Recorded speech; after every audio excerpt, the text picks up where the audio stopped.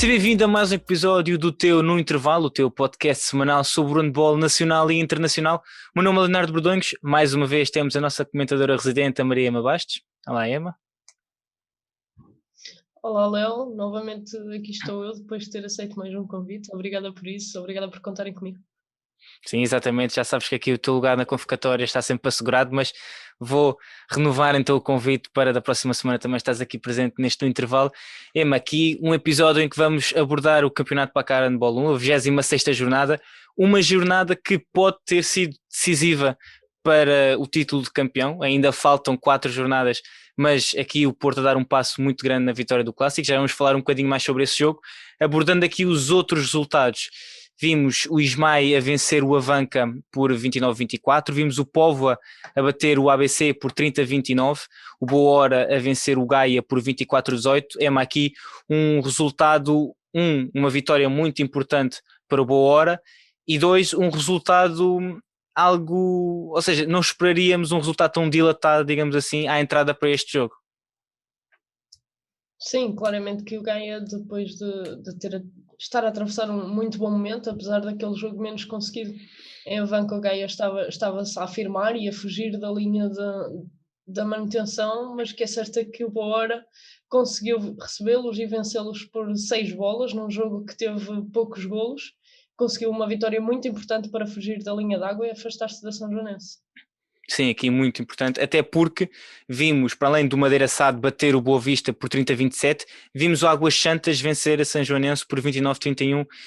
Aqui uma vitória também importante para o Águas Santas, mais um resultado ali próximo. Portanto, é que também é uma tendência que temos visto no Águas Santas já de algumas semanas para cá, resultados ali muito próximos, mas a verdade é que a equipa consegue e tem conseguido sair sempre com a vitória, o que também é importante não só para as contas do campeonato, mas também que mostra que a equipa consegue aguentar aqueles momentos de pressão no final do jogo. Sim, claramente aqui o Águas Santas conseguiu regressar ao jogo com um parcial de 7-2 na reta final do jogo e conseguiu assim vencer a São Joanense. Poderíamos estar a falar de outro resultado, mas é que, como tu referiste, o Águas Santas ultimamente tem-nos habituado a estar a lutar pelo jogo ali na reta final e acabar sempre por sair vencedor. Sim, aqui este Águas Santas que também de certeza que olha para a Final Four da Taça de Portugal, onde vai encontrar o Porto. Na outra meia-final vamos ter um derby entre Sporting e Benfica. Depois Benfica que venceu o Vitória por 24-40, o jogo que foi no Pavilhão da Luz, mas seria, segundo aquilo que aparece na tabela da Federação, o jogo seria em Setúbal, mas neste caso disputou-se no Pavilhão da Luz, que é o Benfica por 24-40. E depois o Belenenses que, tendo em conta a vitória do Águas Santas, também não arredou pé, venceu o Horta por 27-33, aqui também um triunfo importante fora, e sabemos que nunca é fácil jogar e vencer nos Açores, portanto aqui também um triunfo importante para os comandados de Luís Monteiro. Sim, o Belenenses a conquistar uma vitória importante nos Açores, tal como tu referiste, não é fácil jogar lá, mas os comandados do Restelo conseguiram conquistar uma vitória e não perder mais pontos para o Águas Santas. Sim, no fundo aqui também não podem perder o comboio, tendo em conta que a equipa do Águas Santas segue em quarto lugar, apesar de tudo e apesar de ter tido alguns jogos mais difíceis, continua a vencer. A diferença é de 4 pontos e numa altura em que faltam 4 jornadas para o fim, aqui todos os pontos, todas as vitórias vão ser muito importantes.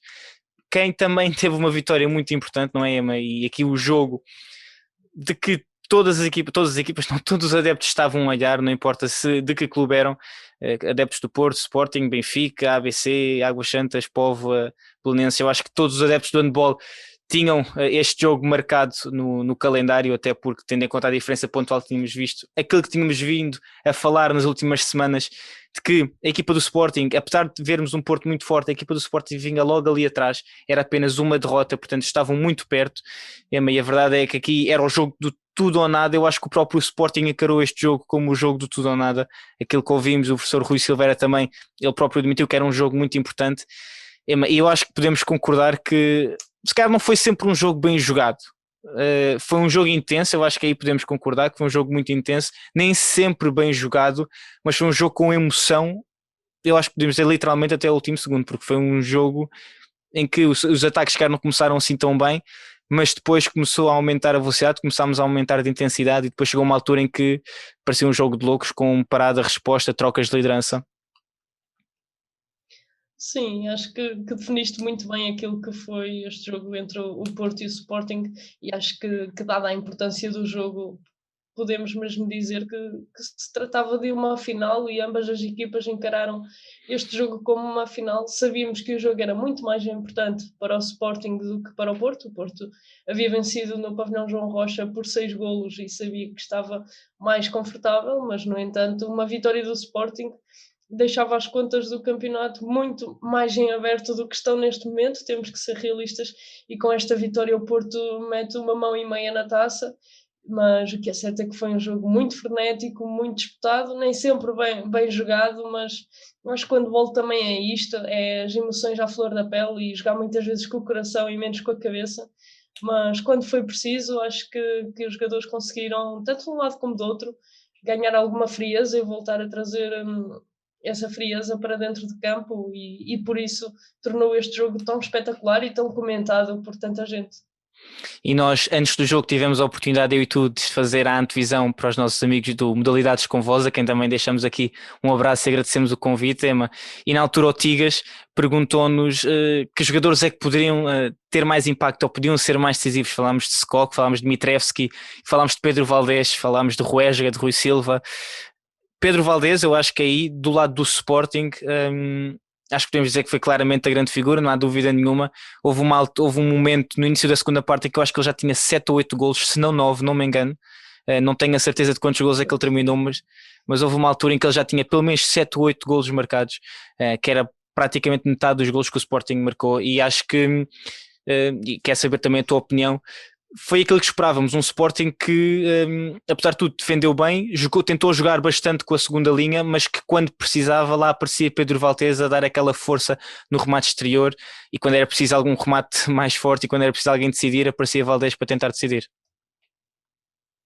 Acho que claramente o Valdés foi o homem do jogo do lado do Sporting, que foi realmente aquele que fez mais diferença, e tal como referiste, quando o Sporting não estava a conseguir jogar bem com a segunda linha, o Pedro Valdés aparecia, e principalmente nesse início da segunda parte ele mete 3 golos seguidos que são indefensáveis, que ele estava uma besta autêntica, o verdadeiro El Tanque, como ele gosta que o apelidem, porque realmente foi aquilo que se retratou. Mas tal como tu disseste, que tivemos a oportunidade de fazer a antevisão junto com o Tiago Botelho, o Tigas, do Modalidades com Voz, falámos muito da magia de Ruesga, do jogo 2 para 2 que ele poderia fazer. Na altura ainda não sabíamos se o Tiago Rocha ia jogar ou não, mas temos que ser realistas, apesar do André Eve ser fisicamente mais forte e o Tiago Rocha estar numa fase da carreira em que já não aguenta um ritmo de jogo como aguentaria antes. Acho que o Tiago é o pivô mais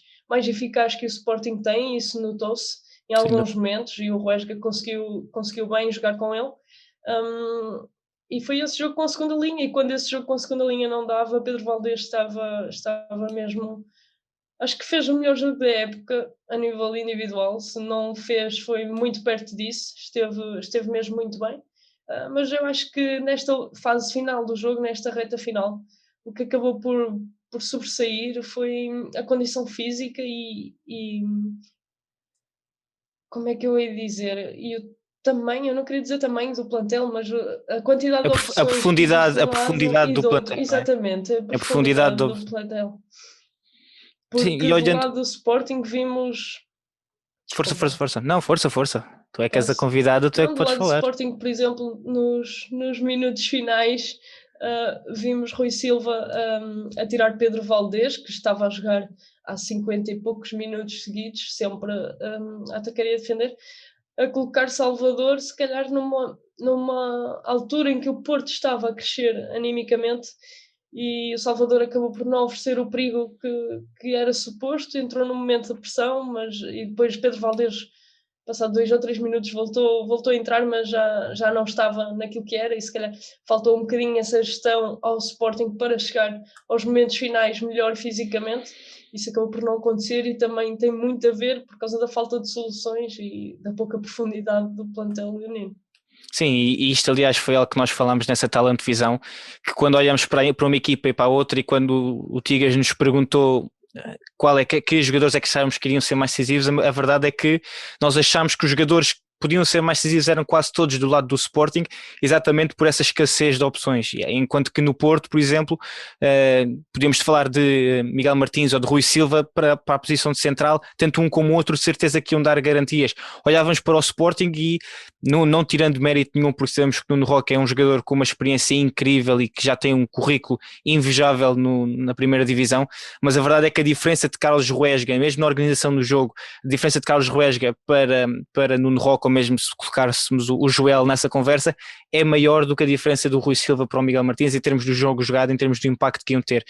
E Emma, eu acho que também acabámos a ver isso no final, quando vemos Carlos Ruesga com duas falhas técnicas nos últimos minutos, aquele passo para a ponta que a bola acaba por passar por cima do ponta e direita, não me lembro de quem é que era, se era o Djukic ou se era o Francisco que estava lá, mas a bola que acaba por sair muito por cima, e depois eu acho que há mais um remate que ele falha, que depois permite que o Porto consiga marcar em contra-ataque, não é? E no fundo acaba por matar o jogo aí.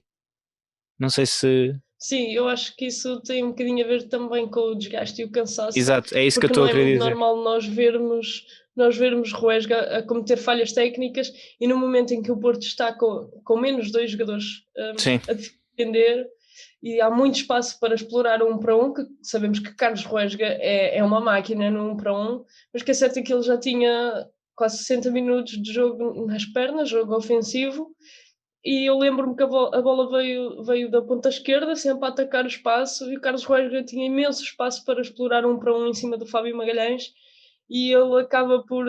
O próprio Fábio Magalhães acaba por ser ele que finta o Ruesga, porque o Ruesga nota-se que vai simular o passo, a continuidade para a direita, e que vai para a baliza. Então o Fábio deu aquele passo à esquerda, como quem vai acompanhar a continuidade, e deixou-se estar, e acabou por conquistar a bola, e acho que foi aí que o Porto passou para a frente. Deu um dos contra-ataques do António Areia, que foi aqueles últimos golos, aquele último parcial do Porto que acabou por dar a vitória aos Dragões, mas lá está, tem muito a ver com essa falta de gestão e falta de opções. Como tu dizes, sem tirar mérito a Nuno Roque ou Joel ou a quem seja, temos que reconhecer que Carlos Ruesga taticamente é um jogador mais experiente, mais evoluído e que dá outras soluções ao ataque do Sporting, mas também temos que ter noção que Carlos Ruesga não tem capacidade para aguentar os 60 minutos. Sim, eu aqui não acho que tenha necessariamente que ver com a gestão do Rui Silva, eu acho que ele fez o melhor que podia fazer, tem mesmo a ver com a falta de opções que o plantel tem quando olhamos para uma equipa para outra. Acho que é claramente isso, falta de opções, não tanto a questão da gestão, porque acho que seria difícil conseguir gerir, e foi aquilo que nós temos, tinha que ser um jogo absolutamente perfeito em todos os capítulos por parte do Sporting, e foi-o durante longos períodos de tempo, só que no final eu acho que o Porto nos últimos 10 minutos faz um parcial de 10-2, algo assim. Então eu acho que termina com um parcial de 4 ou 5-0, e portanto isso fez toda a diferença. E quem também fez a diferença foi o Nikola Mitrevski na baliza. Nós falámos antes do jogo quem é que seria mais decisivo, Skok ou Mitrevski. António Areia foi decisivo, isto não há dúvida nenhuma, 11 golos marcados, foi o melhor marcador da partida, mas Mitrevski fechou a baliza. Eu acho que há uma altura do jogo em que ele tem mais defesas do que golos sofridos, alguma coisa assim no início da primeira parte, e foi realmente, eu diria, um jogador decisivo, porque a quantidade de defesas, não só a quantidade de defesas, mas os momentos em que as fez, acabaram por no fundo quase virar o jogo. Eu acho que é mais isso, não a quantidade de defesas que o Mitrevski faz, mas quando as faz, e é como tu dizes, ele começou muito bem o jogo e não deixou o Sporting fugir muito no resultado. Na altura o Porto ainda estava na frente e ele foi sempre segurando, e o Sporting nunca conseguiu respirar muito, e depois naquela reta final da partida o Mitrevski fechou completamente a baliza, e foi ele que acabou por fazer mais diferença. Mas deixa-me deixar aqui bem claro para os nossos seguidores que nessa antevisão para as modalidades com voz deram-nos a escolher entre Skok ou Mitrevski, quem seria mais decisivo, e eu escolhi o Mitrevski e o Léo escolheu o Skok, por isso vocês já sabem que eu percebo um bocadinho mais disto que ele. Mas a questão não é essa, e também temos que ver que isto não foi só assim.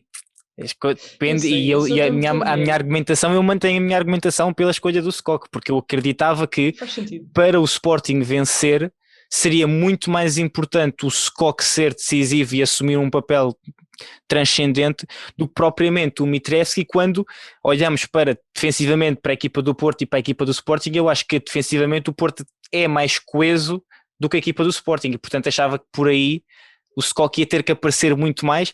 Enganei-me e também admito aqui que me enganei, porque no fundo o Mitreski acabou por fazer toda a diferença, Emma. E olhando então aqui agora um bocadinho para o futuro, um Porto que tem 4 pontos de vantagem, um Sporting que entretanto é apanhado pelo Benfica. Ambas as equipas têm 74 pontos, o Porto tem 78 neste momento, faltam 4 jornadas. O Sporting segue na frente do Benfica porque tem a vantagem no confronto direto, Emma, mas vamos ter um Benfica-Porto já este fim de semana no Pavilhão da Luz, portanto um jogo importantíssimo, mais um jogo muito importante. E depois também vamos ter na penúltima jornada um Benfica Sporting, enquanto que o Porto vai ter jogos em teoria mais fáceis. A equipa do Porto, para além de enfrentar o Benfica, depois vai jogar contra o Águas Santas em casa. Sabemos que não é um jogo fácil, mas a equipa do Porto realmente tem-se mostrado muito forte. Depois vão enfrentar o Boa Vista fora, portanto ali só uma deslocaçãozinha curta também lá na Cidade Invicta, e depois recebem o Gaia. Portanto, olhando para os jogos que faltam, vamos começar pelo Porto, depois passamos para o Benfica e Sporting, mas olhando para os jogos que faltam do Porto, para além aqui do encontro contra o Benfica em Lisboa, e também podemos dizer o jogo contra o Águas Santas, apesar de ser no Dragão Arena, o jogo contra o Gaia e contra o Boa Vista, acho que podemos dizer com alguma certeza que são vitórias para o Porto. E portanto, se é para acontecer alguma coisa e tanto o Benfica como o Sporting tentarem ainda chegar ao título, terá que ser obrigatoriamente já neste jogo contra o Benfica, e esperarem que o Águas Santas consiga fazer a surpresa e vencer o Porto no Dragão Arena. Sim, tens toda a razão para que tanto Sporting como Benfica tenham a hipótese de continuar a sonhar. É preciso o Porto escorregar já este fim de semana e, tal como tu dizes, esperar que o Águas Santas consiga ir ao Dragão Arena roubar pontos ao Porto, que sabemos que é uma tarefa muito difícil. Sim. E eu lembro-me, deixa-me só fazer aqui à parte, que eu também tive a oportunidade de fazer a antevisão para o Leonino TV. Agradeço já o convite, que tive a oportunidade de estar como convidada, e como outro convidado tínhamos o Bosco, e eu quando me perguntaram, eu disse que se o Porto vencesse, estava com uma mão na taça, faltava colocar a outra, e o Bosco disse que discordava de mim, que achava que o Porto já tinha as 2 mãos, só faltava pousar um dedo. E eu acho que é um bocadinho isso, porque temos que ser realistas e vai ser muito difícil. Sabemos que o Benfica, quando jogou no Dragão, deu muita luta e acabou por perder apenas por 2 bolas, e sabemos que eventualmente poderá roubar pontos ao Porto, e tem equipa para isso. Apesar de Lazar Kukic não estar bem fisicamente, sabemos que a equipa do Benfica é uma equipa rápida, que defende muito bem e que também tem se calhar acaba por ter mais soluções, são soluções diferentes, mas talvez tenha um plantel com mais profundidade do que o Sporting, e são estilos de jogo diferentes, e poderá eventualmente o Porto ter mais dificuldade de parar uma equipa que faz muita transição rápida como é o Benfica. Mas temos que ser realistas. Eu acho que o Porto está muito perto, acho não, tenho a certeza, está muito perto de ser campeão, mas o que é certo é que eu acho que a luta estará aqui no segundo lugar entre Sporting e Benfica, por uma passagem já à segunda fase da European League. Eu acho que quem ficar em segundo passa à primeira fase de qualificação para a fase de grupos, não precisa de a jogar, passa diretamente para a segunda fase, e acho que isso é uma vantagem que Leões ou Águias querem ter. Sim, claramente. Olhamos aqui para o resto do calendário, tanto Benfica como Sporting. Emma, o Benfica que então vai jogar contra o Porto. Na próxima jornada o Sporting recebe o Sporting da Horta. Depois vamos ter o Sporting a jogar contra o Belenenses no pavilhão João Rocha, e o Benfica vai jogar contra o Sporting da Horta.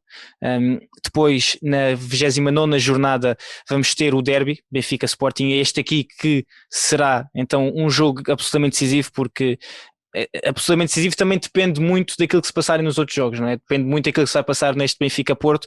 E depois, na última jornada, então vamos ter o Sporting a receber o Águas Santas, aqui também um jogo difícil, e o Belenenses a receber o Benfica. Portanto, Emma, é aquilo que nós temos andado a dizer já há várias semanas. Eu diria que da tabela, da metade da tabela para cima, vamos ter emoção até ao fim, porque estes jogos aqui, então, Sporting, Águas Santas e Belenenses Benfica, podem ser decisivos para as contas finais de quem é que termina nesse quarto lugar, apesar do Águas Santas ter a vantagem, e mesmo depois quando irmos para a metade inferior ainda vamos ter aqui muitos jogos, para além da equipa do Boa Vista que já, não quero dizer assegurou, mas que já sabe que vai descer de divisão. Olhamos para o resto e portanto ainda podemos ter ali muita incerteza nesses últimos lugares, ou seja, vão ser 4 jornadas de emoção e é difícil fazer qualquer tipo de previsão. Sim, acaba por ser muito difícil fazer qualquer tipo de divisão, tirando o Boa Vista, como já referiste. Sabemos que aquela luta vai ser, tanto em cima como em baixo, vai ter muita emoção e tudo vai depender de todos os jogos e não só dos jogos das próprias equipas. Acho que a São Joanense vai estar a ver os jogos do Boa Hora, o Benfica vai estar a ver os jogos do Sporting, do Águas Santas e os do Belenenses, porque realmente ainda há aqui muita coisa em jogo, com poucas jornadas para terminar, e por isso vai haver muita emoção nestas últimas 4 jornadas. Exatamente, vamos ter muita emoção, já para não falar que depois do final do campeonato ainda vamos ter mais a Final Four da Taça de Portugal, da Lidl Final Four Taça de Portugal, acho que assim é que é, não é? Agora com o novo patrocínio, ajuda-me. Lidl Final Four, não é? Lidl Final Four da Taça de Portugal. Ainda estou aqui a ver porque não me sou muito bem. Tenho que arranjar uma Lidl Final Four. Ainda é novo. É novo, exato, ainda não flui muito bem. Mas portanto, ainda vamos ter então aqui muitos jogos e jogos muito importantes com tudo em jogo. Emma, quem também já começou a vencer troféus foram as competições europeias. Este fim de semana tivemos 2 competições europeias que já terminaram. A European League feminina, que terminou com a vitória do Nantes Atlantique, e também tivemos o Rincón Fertilidade Málaga, que venceu a European Cup feminina. Portanto, no fundo aqui o Málaga que vence esta European Cup, que é no fundo a terceira divisão europeia, podemos dizer assim, e o Nantes que venceu esta segunda divisão europeia, que é a nova European League. Nós acompanhámos, fizemos aqui os rescaldos e tentámos acompanhar estas fases finais da competição na 7 metros. Esperemos que, se estás interessado então no handball feminino, tenhas dado uma olhadela, depois diz-nos aquilo que também tens achado. E Emma, vamos já começar este fim de semana, agora acho que é dia 12, com a Liga dos Campeões que vai regressar, não é? Sim, já tenho saudades, não sei se notaste neste sim. E portanto já vamos ter aí o teu Nantes, vamos ter Barcelona, vamos ter PSG, vamos ter Kiel. Portanto, olhando então para estes quartos de final da Liga dos Campeões, o que é que achas que nós podemos esperar? Não te vou pedir já para fazer as tuas previsões, mas se não, sim, se calhar vou pedir já para fazer as tuas previsões, portanto podes avançar já com as tuas previsões. Olhando para estes quartos de final, para a primeira mão, não te vou dizer já para falar quem é que vai passar, porque já sabemos que isto depois pode tudo mudar, mas olhando para a primeira mão, quem é que tu achas que vai vencer? Sim. Bem, temos um Meshkov-Barcelona, que acho que isso, apesar de o Meshkov ter chegado aos oitavos de final e tem uma equipa muito, muito interessante, joga um bom handball e é uma equipa que já está habituada a estar na Liga dos Campeões. Sabemos que o Barça é um crónico favorito a vencer o troféu, e por isso acho que não haverão grandes surpresas, nem nesta primeira mão em que o Barça joga fora, nem em casa. Portanto, eu acho que aqui eu posso já dizer que o Barça vai avançar para os quartos.